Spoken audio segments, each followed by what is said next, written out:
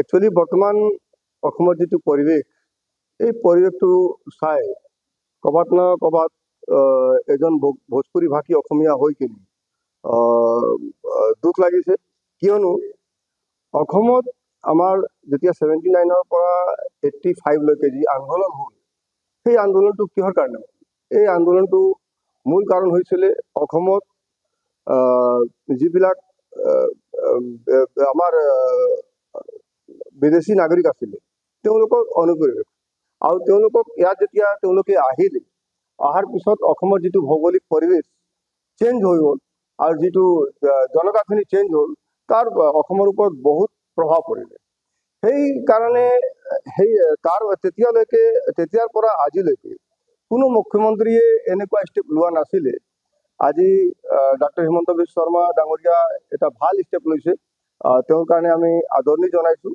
আৰু আমাৰ অসমৰ বিভিন্ন দল সংগঠনৰ লগত আমি আছোঁ, অসম চৰকাৰৰ লগত আছোঁ। তেওঁলোকে যদি তেওঁলোকে আইনৰ প্ৰক্ৰিয়াৰ যোগেদি অসাংবিধানিক নাগৰিকক বা বেদখলকাৰীক তেওঁলোকে ইয়াৰ পৰা যদি বাহিৰ কৰিব পাৰে, কিন্তু লগতে আমালোকৰ এটা যিটো পৰিৱেশ, এই পৰিৱেশটো চাই কিনি মই ক'লোঁ যে যিবিলাক অসমৰ মূল খিলঞ্জীয়া মুছলমান আছে, তেওঁলোকেতো অসমৰ নাগৰিক আৰু তেওঁলোকে হাৰাশাস্তি পাব নালাগে।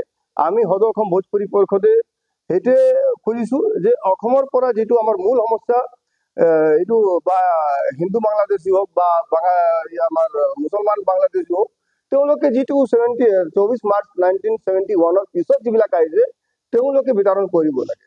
এইটোও কিন্তু কানুনী প্ৰক্ৰিয়া দি তেওঁলোকক বিতৰণ কৰিব লাগে, যাতে ইয়াৰ পৰা কিন্তু আমি উচ্ছেদ কৰি আকৌ নামনি অসমত বহিলে, নামনি অসমৰ পৰা যদি উচ্ছেদ কৰি উজনি অসমত বহিলে, এইটো কোনো লাভ নহ'ব। প্ৰথমতে তেওঁলোকে আমাৰ অসম চৰকাৰে ভালকে তেওঁলোকৰ ডকুমেণ্ট পৰীক্ষণ নিৰীক্ষণ কৰি তেওঁলোকক বৰ্ডাৰৰ পৰা বাহিৰত পঠাব লাগে আৰু গোটেই বৰ্ডাৰবিলাক চিল কৰিব লাগে। আমি সদৌ অসম ভোজপুৰী পৰিষদে সদায় আমি অসমত শান্তি সুৰক্ষা বিচাৰোঁ।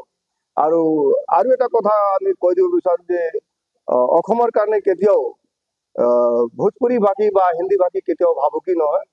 সদায় তেওঁলোকে নিজৰ কষ্টৰে, নিজৰে পৰিশ্ৰমেৰে তেওঁলোকে নিজৰ জীৱিকা উপাৰ্জন লগতে অসমৰ যিটো অৰ্থনৈতিক দিশ আছে, সেই দিশত তেওঁলোকৰ ভূমিকা বলিষ্ঠ আছে।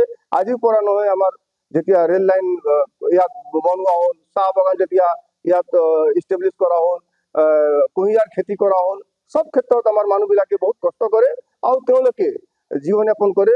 তেওঁলোকে অসমৰ কাৰণে কেতিয়াও ভাবুকি নহয়। আমি সদায় সেইটোৱে বিচাৰোঁ যে অসম আমাৰ অসম আমাৰ মাতৃভূমি, আমাৰ জন্মভূমি, আমাৰ কৰ্মভূমি। অসমৰ কাৰণে আমি জীয়াই আছোঁ, অসমৰ কাৰণে আমি মৰিম। কিন্তু সেই কথাটো সকলোৱে জানিব লাগে যে ভোজপুৰী মানুহ কেতিয়াও অসমৰ কাৰণে ভাবুকি নহয়। যিকোনো খবৰৰ বাবে যোগাযোগ কৰক 7099017330 লগতে 7099017110 নম্বৰত।